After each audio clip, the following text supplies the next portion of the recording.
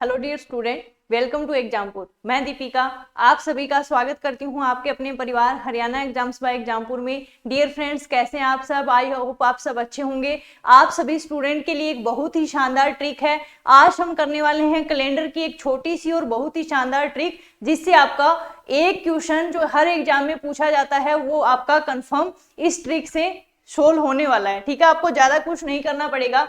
देखिए, एक question paper में ये पूछा जाता है कि इस साल का कैलेंडर किस साल में रिपीट होगा, या फिर आपसे ऐसे दे दिया जाता है जैसे कोई भी साल दिया कि 2005 का कैलेंडर कब रिपीट होगा या किस साल में यूज होगा। तो उस क्वेश्चन को हम आसानी से कैसे निकाल सकते हैं, उसमें सिर्फ आपको 3 पॉइंट ध्यान में रखना है। एक बार एक एक क्वेश्चन करोगे, इतने में आपको चीजें याद हो जाएगी। तो चलिए हम शुरू करते हैं। सबसे पहले आपको पहला पॉइंट ये ध्यान रखना है, यहाँ पर देख लीजिएगा। फर्स्ट पॉइंट क्या है, यदि कोई वर्ष साधारण वर्ष के बाद आता है, ठीक, क्वेश्चन में जो भी साल, ये सिर्फ कहाँ अप्लाई होगा? Simple year.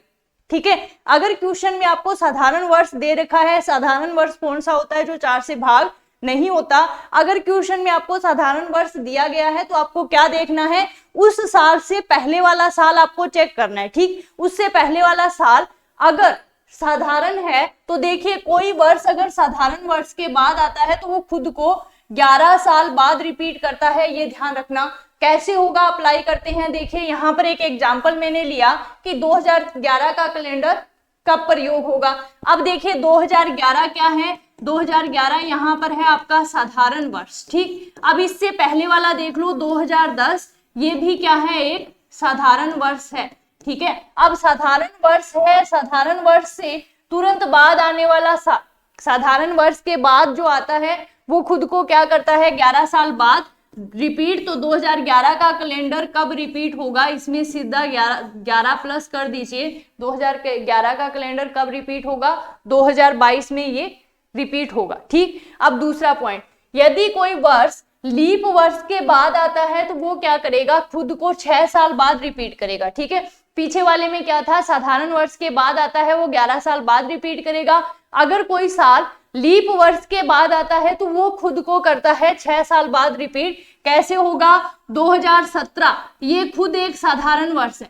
ठीक है, खुद साधारण होना चाहिए, ये मैंने पहले पॉइंट पर लिखा था 2017। इससे पहले जो आता है 2016, ये क्या है? ये लीप वर्ष है। अब मैंने यहाँ पर क्या लिखा कि लीप वर्ष के बाद जो आता है वो खुद को 6 साल बाद रिपीट करता है। 2016 के बाद आया 2017, लीप वर्ष के बाद आ रहा है तो ये कब खुद को रिपीट करेगा? 6 साल बाद, यानी कि 2017 में हम 6 प्लस कर देंगे तो इसका राइट आंसर क्या हो जाएगा? 2023 आपका बिल्कुल सही आंसर होगा। ठीक है, नेक्स्ट है तीसरा पॉइंट। तीसरे पॉइंट में आपको क्या सीखना है?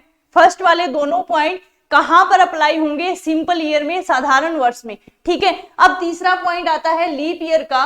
तो लीप ईयर अगर क्वेश्चन में आपको दिया गया है, ठीक, तो देखो लीप ईयर खुद को 28 साल बाद रिपीट करता है। ध्यान रखिएगा, अगर आपसे एग्जाम्पल के तौर पे क्वेश्चन ऐसे पूछा जाए कि 2020 का कैलेंडर कब यूज होगा, जो क्वेश्चन में पूछा गया है वो अगर खुद एक लीप वर्ष है तो हमें उसका पहले वाला साल चेक नहीं करना। अगर क्वेश्चन में लीप वर्ष पूछा है तो वो खुद को 28 साल बाद रिपीट करेगा। तो 2020 का कैलेंडर कब यूज होगा? 2020 का कैलेंडर यूज हो जाएगा 2048 में। ठीक है, तो ये थी आपकी एक शानदार सी ट्रिक। अब दूसरा पॉइंट ध्यान रखना, साधारण वर्ष का आंसर हमेशा साधारण में होगा और लीप वर्ष का आंसर हमेशा लीप में होगा। ठीक है, ये छोटी सी ट्रिक आपको कैसी लगी एक एक बार सभी स्टूडेंट कमेंट करके जरूर बताना। ज्यादा से ज्यादा इसको लाइक और शेयर भी कर देना। अगर आप हैं नए विद्यार्थी तो सब्सक्राइब कर लीजिए Haryana exams by Exampur YouTube channel को। धन्यवाद।